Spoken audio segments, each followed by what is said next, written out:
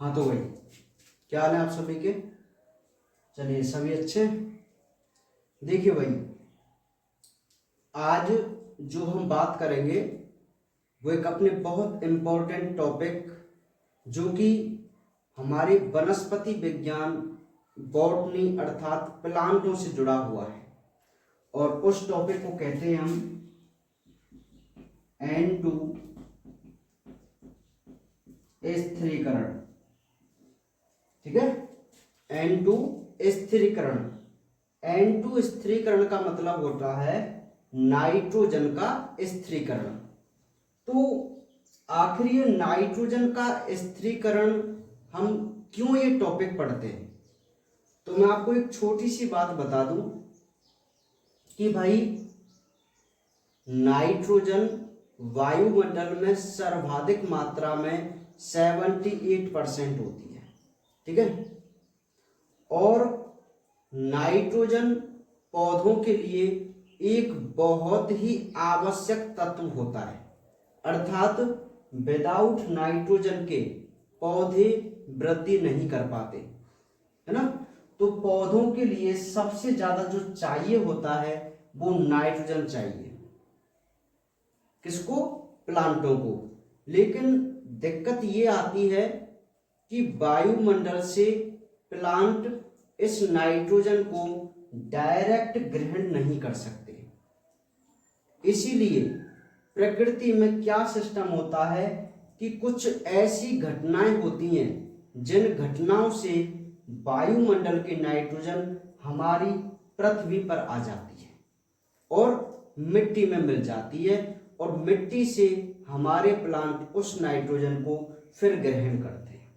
ठीक है, तो इसी क्रिया को हम नाइट्रोजन का क्या कहते हैं? स्थिरीकरण कहते हैं। ठीक है भाई, देखिए अब तो ये जो N2 का स्थिरीकरण है, आज हम एक आरेख बनाएंगे, एक बेसिक नॉलेज यहां पर पढ़ेंगे। आज हम एक छोटी सी बात करेंगे कि आखिर किस प्रकार नाइट्रोजन का स्थिरीकरण होता है। ठीक है, हाँ, डिटेल में हम बात इसकी तब करेंगे जब हम सिलेबस के अंदर पढ़ेंगे। ठीक है भाई, तो देखिए ध्यानपूर्वक आप समझना। सबसे पहले हम इसकी छोटी सी परिभाषा कर लेते हैं। क्या परिभाषा होती है? वायुमंडल की नाइट्रोजन को उसके यौगिकों में बदलने की क्रिया N2 स्थिरीकरण कहलाती है। ठीक है, एक बहुत ही छोटी सी इसकी परिभाषा होती है N2 स्थिरीकरण की। क्या?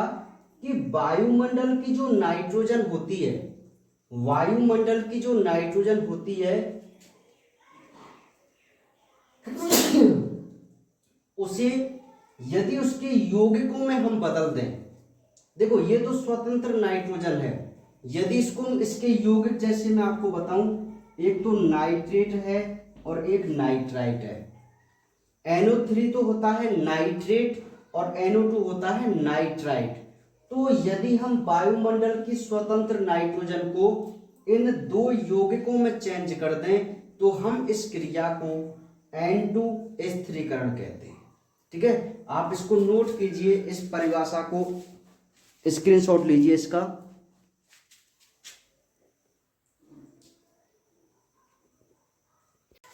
ठीक है भाई, तो ये हमने नाइट्रोजन स्थिरीकरण की परिभाषा देखी कि भाई वायुमंडल की नाइट्रोजन को उसके यौगिकों में बदलने की क्रिया क्या कहलाएगी? नाइट्रोजन स्थिरीकरण कहलाएगी। अच्छा, इसके जो यौगिक है जैसे मैंने आपको बता दिया है कि NO3 माइनस तो होता है नाइट्राइट और NO2 माइनस होता है नाइट्रेट।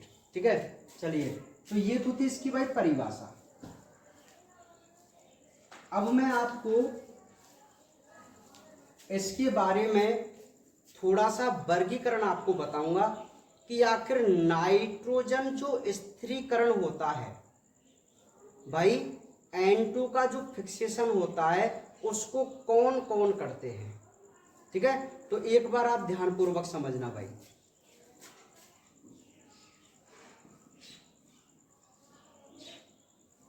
नाइट्रोजन को जो स्थिरीकरण है वो दो प्रकार से होता है। एक तो होता है अजैविक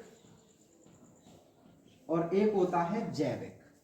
ठीक है, अजैविक जो है उसको हम एक तो मानते हैं वायुमंडलीय और एक है औद्योगिक, जबकि जैविक है उसको भी दो भागों में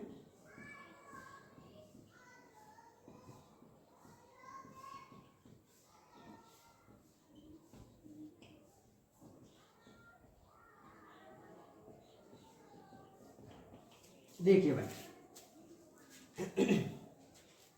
आज के टॉपिक में हम जो नाइट्रोजन स्थिरीकरण की बात कर रहे हैं, उस नाइट्रोजन स्थिरीकरण में आपको मैं इस आरेख के माध्यम से कुछ ऐसी थ्योरी या कुछ ऐसे लाइन में आपको बताऊंगा जिनसे आपको ये पता चलेगा कि आखिर N2 का फिक्सेशन कैसे होता है। ठीक है, तो आप ध्यानपूर्वक इस टॉपिक से जुड़े रहिए। सुनिए भाई, सबसे पहले आपको ये बताना है कि भाई अब नाइट्रोजन स्थिरीकरण की परिभाषा तो मुझे पता है कि वायुमंडल की नाइट्रोजन को यदि हम उसके यौगिकों में बदल देंगे, अर्थात नाइट्राइट और नाइट्रेट में बदल देंगे, तो उस प्रक्रिया को हम नाइट्रोजन स्थिरीकरण कहते हैं। समझ में आ गई बात? हाँ, देखो एक शब्द है, आपने पढ़ा होगा नाइट्रोजन चक्र, पढ़ा है नाइट्रोजन चक्र। तो मैं आपको नाइट्रोजन चक्र नहीं बता रहा, नाइट्रोजन चक्र का नाइट्रोजन चक्र के 4 टॉपिक हैं और वो 4 टॉपिकों में सबसे पहला जो टॉपिक है वो है नाइट्रोजन का स्थिरीकरण। एक चक्र क्या होता है मैं आपको बता दूं कि ये नाइट्रोजन स्थिरीकरण है। इसका मतलब ये हुआ कि आपने वायुमंडल से नाइट्रोजन ली, ठीक है, और इस नाइट्रोजन को अपने उपयोग में लेकर पादपों ने इसको हमें वापस कहाँ भेजना है? वायुमंडल में भेजना है। देखो, वायुमंडल में नाइट्रोजन थी, वहां से हम इसको पृथ्वी पर लेके आए, मृदा में लेके आए। अब मृदा में क्या हुआ और क्रिया इसकी करने के बाद ये वापस यदि वायुमंडल में चली जाए तो इस घटना को हम नाइट्रोजन चक्र बोलेंगे, क्योंकि चक्र का मतलब आप जानते हैं जहां से स्टार्ट होता है वहीं पर वापस आना होता है, उसी को तो चक्र कहते हैं। तो नाइट्रोजन चक्र का एक टॉपिक है नाइट्रोजन स्थिरीकरण, और स्थिरीकरण का मतलब ये है कि हमें ये पता लगाना है कि आखिर किस प्रकार वायुमंडल से नाइट्रोजन जमीन पर आई। तो आज हम यही समझने की कोशिश करेंगे केवल कि भाई आखिर वायुमंडल की जो नाइट्रोजन थी वो किस प्रकार किन किन तरीकों से जमीन पर आती है, और उसी क्रिया को हम क्या बोलेंगे? नाइट्रोजन स्थिरीकरण बोलेंगे। ठीक है, तो ध्यान से समझिए। नाइट्रोजन जो स्थिरीकरण है वो 2 प्रकार से होता है, एक तो होता है अजैविक और एक होता है जैविक। अब आप इन शब्दों को पहले समझो। जैविक शब्द आ जाए तो समझ लेना कोई भी जीव की सहायता से हो रही है।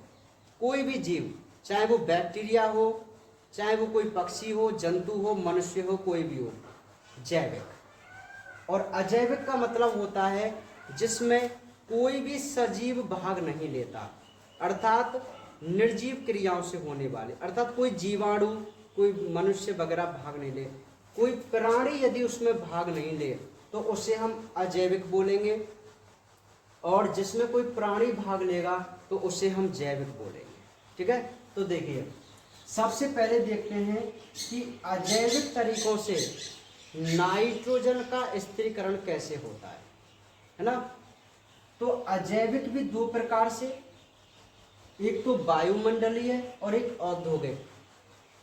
अब वायुमंडल के द्वारा, अच्छा वायुमंडलीय का मतलब क्या हुआ कि वायुमंडल की सहायता से, वायुमंडल की सहायता से किस प्रकार नाइट्रोजन जमीन पर आती है वो हम देखते हैं। मतलब ये जो हम देख रहे हैं ना चार, इन चारों के माध्यम से जो वायुमंडल की नाइट्रोजन है वो जमीन पर आएगी, है ना। तो पहले वायुमंडल से देखते हैं। तो देखिए हमारे वायुमंडल में नाइट्रोजन होती है ना। तो पता क्या होता है कि जब बादल होते हैं, बादल, तो बिजली कड़कती है।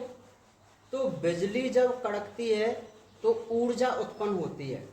तो उस ऊर्जा से वायुमंडल की जो ऑक्सीजन है, वायुमंडल की जो ऑक्सीजन है वो इस नाइट्रोजन से क्रिया कर नाइट्रोजन ऑक्साइड बनाती है। नहीं आई बात समझ में? नहीं आई? ये पहला कंसेप्ट आप समझो। वायुमंडल में नाइट्रोजन है, बादल हो रहे हैं, बिजली कड़क रही है। तो बिजली कड़कने से क्या होता है, तड़कने से क्या होता है कि जो वायुमंडल की नाइट्रोजन है वो ऑक्सीजन से क्रिया कर नाइट्रिक ऑक्साइड बना देती है ना।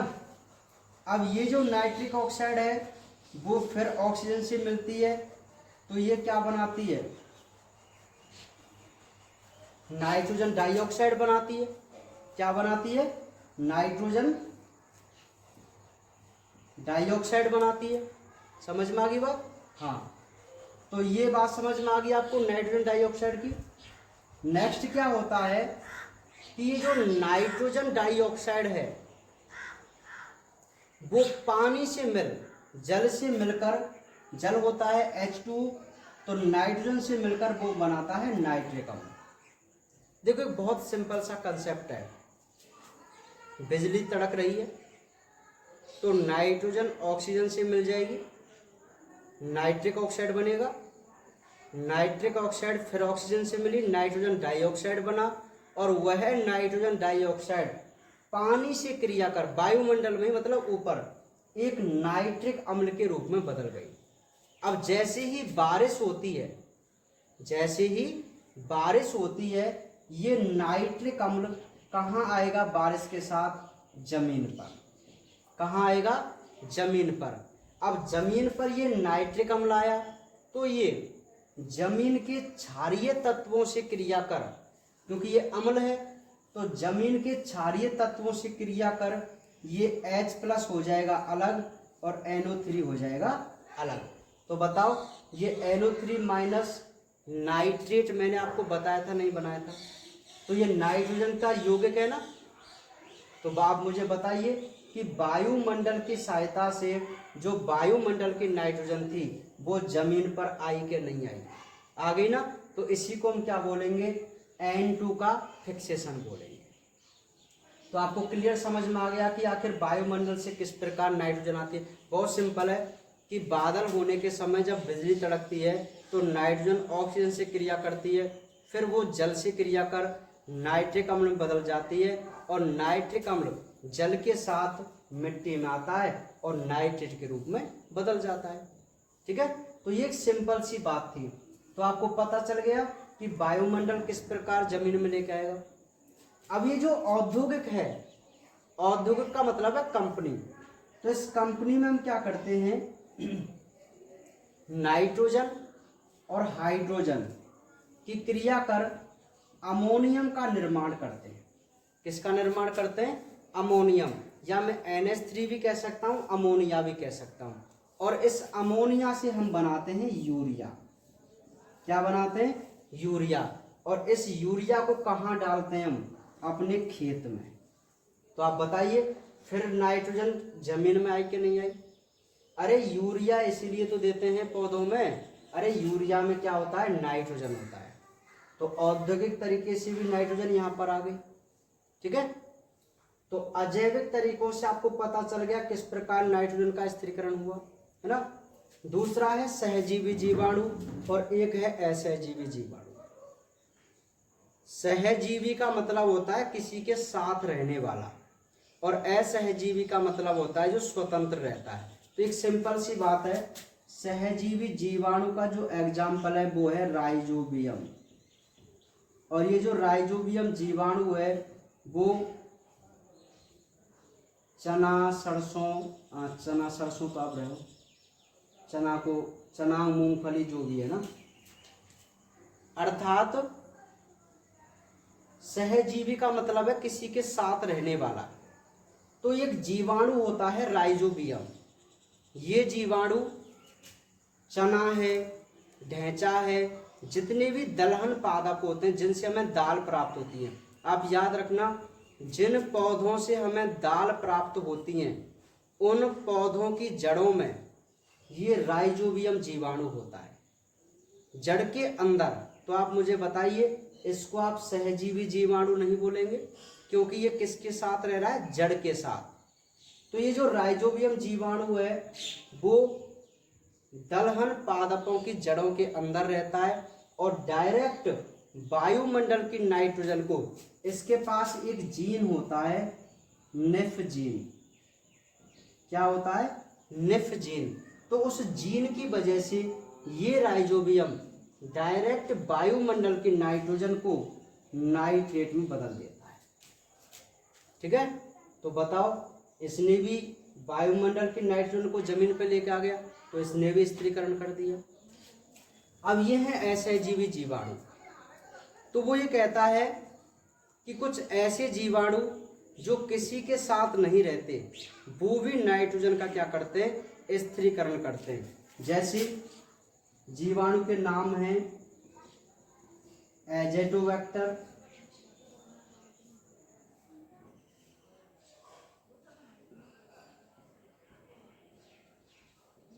नीलहरित शैवाल आदि, जिसको हम साइनोबैक्टीरिया कहते हैं।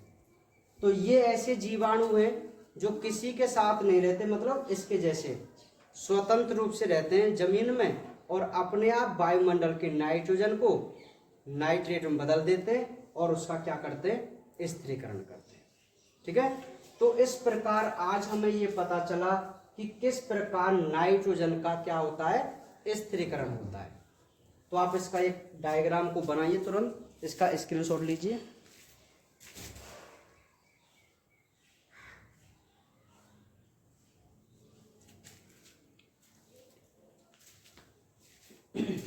समझ में आ गया आपको बात, है ना। अब एक बार और इसको देखिए ध्यानपूर्वक, ध्यान से समझना।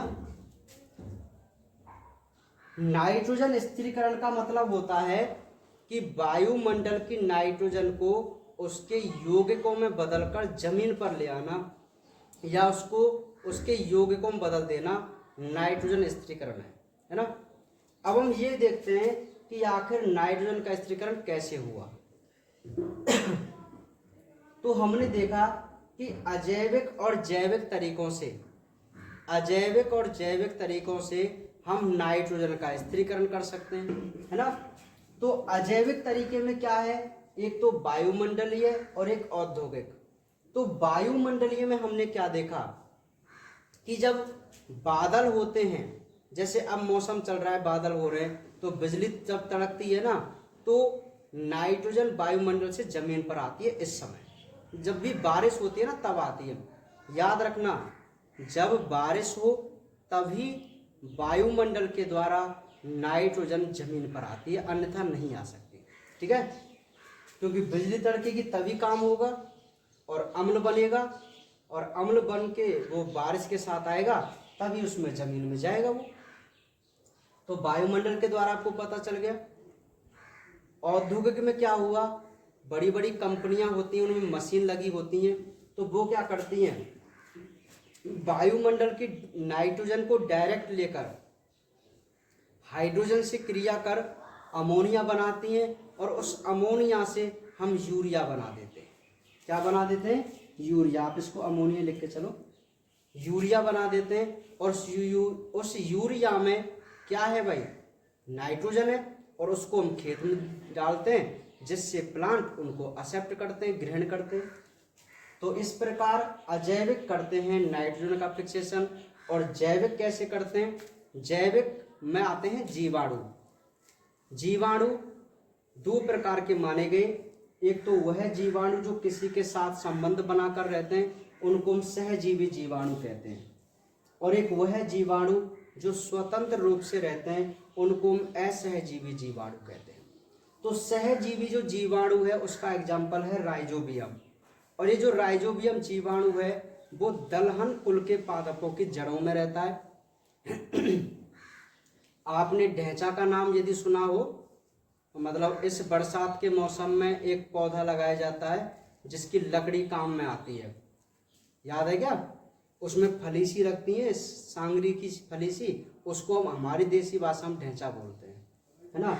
तो उसकी जड़ों में आपको देखने को मिल जाएगा, आप देख लेना, कुछ गांठें उसकी जड़ों पे पाई जाएंगी, तो उन गांठों में ये राइजोबियम जीवाणु पाया जाएगा। या आप चने की जड़ उखाड़ के देख लेना, आपको मिल जाएगा। तो ये जो राइजोबियम जीवाणु है वो निफ जीन के द्वारा वायुमंडल की नाइट्रोजन का स्थिरीकरण करता है। उसी प्रकार कुछ स्वतंत्र जीवाणु जैसे एजोटोबैक्टर है, नीलहरित शैवाल है, ये भी क्या करते हैं? वायुमंडल की नाइट्रोजन का स्थिरीकरण करते हैं। ठीक है, तो ये आज का हमारा टॉपिक था जिसमें हमने ये समझा कि किस प्रकार वायुमंडल की नाइट्रोजन को जमीन में लाया जाता है। ठीक है, तो और कभी किसी दिन हम पूरे नाइट्रोजन चक्र को भी पढ़ेंगे। ठीक है, तो आज हम केवल इतनी ही बात करेंगे, बाकी बातें करेंगे कल।